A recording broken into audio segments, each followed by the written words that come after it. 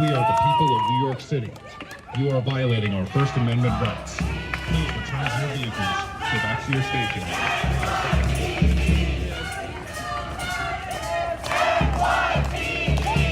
You may be placed under arrest. This is the New York City Police Department. You have been warned as for City College to leave the campus. If you refuse to leave, you may be placed under arrest. This is the New York City Police Department. You have been warned as for City College to leave the campus. If you refuse to leave, you may be placed under arrest. You will be subject to arrest. Yo, how much of our tax money goes to feeding this big ass thing right here? You are unlawfully walking the roadway. I am ordering you to go back on the sidewalk now. If you do so voluntarily, no charges will be placed against you. You remain in the roadway and refuse to use the available sidewalk. You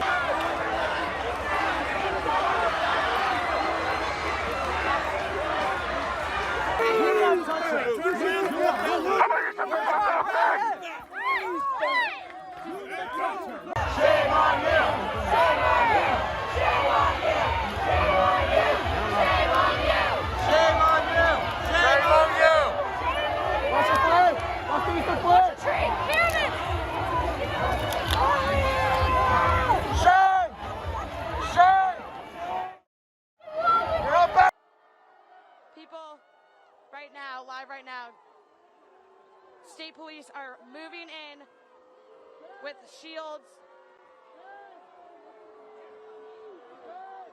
We are keeping you on the scene again. We are on UVA grounds at a pro-Palestinian protest where state police...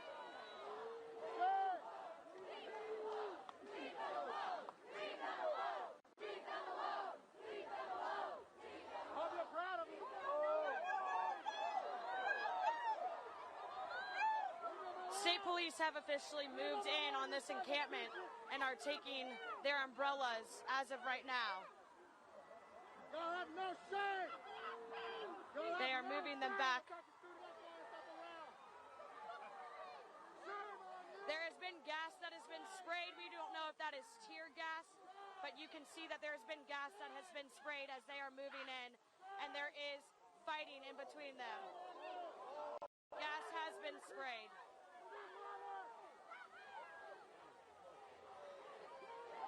Oh yeah, they are all closing in actually on top of us here with their cameras trying to get things on film. If too, some people are on the ground as gas had been sprayed.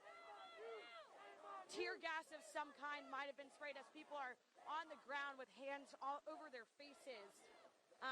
Again, they've moved in, they've moved closer, and now we're kind of moving in even further. There are more people coming in from the other side as well, it seems. State police are now on top of the tents. Yes, multiple people on the ground. I've seen now at least 2 people walked out of here in some kind of zip ties or handcuffs. But as of right now, it seems like there are multiple people under kind of these tents here on the ground. What is this madness? And we are waiting to see kind of how this unfolds. And you're watching it live here. Some people are being taken down to the ground. It does look as if the tents are being taken out and thrown out.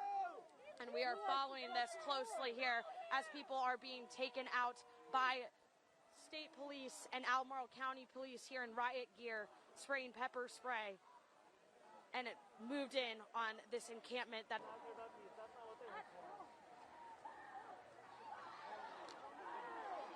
Yes, I believe it was pepper spray or tear gas of some kind. A lot of people went to the ground and were covering their eyes. So we are kind of looking very bad as more and more people are showing up here filming their own videos. But if I have you for a second here, we can kind of recap what's been going on. State police showed up in a riot gear a little over half an hour ago, and they are taking down this encampment. People are being detained and taken out as this was deemed an unlawful assembly. Again, there's a lot of protesters behind me here, but state... Morning. Before I head to North Carolina, I wanted to speak for a few moments about what's going on our college campuses here. We've all seen the images and they put to the test two fundamental American principles. Excuse me. The first is the right to free speech and for people to peacefully assemble and make their voices heard. The second is the rule of law. Both must be upheld. We are not an authoritarian nation where we silence people or squash dissent. The American people are heard. In fact, peaceful protest is in the best tradition of how Americans respond to consequential issues. But, neither are we a lawless country. We are a civil society, and order must prevail. Throughout our history, we've often faced moments like this because we are a big, diverse, free-thinking, and freedom-loving nation. In moments like this, there are always those who rush in to score political points. But this isn't a moment for politics. It's a moment for clarity. So let me be clear. Peaceful protest in America. Violent protest is not protected. Peaceful protest is. It's against the law when violence occurs. Destroying property is not a peaceful protest. It's against the law. Vandalism, trespassing, breaking windows, shutting down campuses, forcing the cancellation of classes and graduations. None of this is a peaceful protest. Threatening people, intimidating people, instilling fear in people is not a peaceful protest. It's against the law. They're Palestinian Americans. It's simply wrong. There's no place for racism in America. Dissent is essential to democracy, but dissent must never lead to disorder or to denying the rights of others so students can finish the semester and their college education. Look, it's basically a matter of fairness.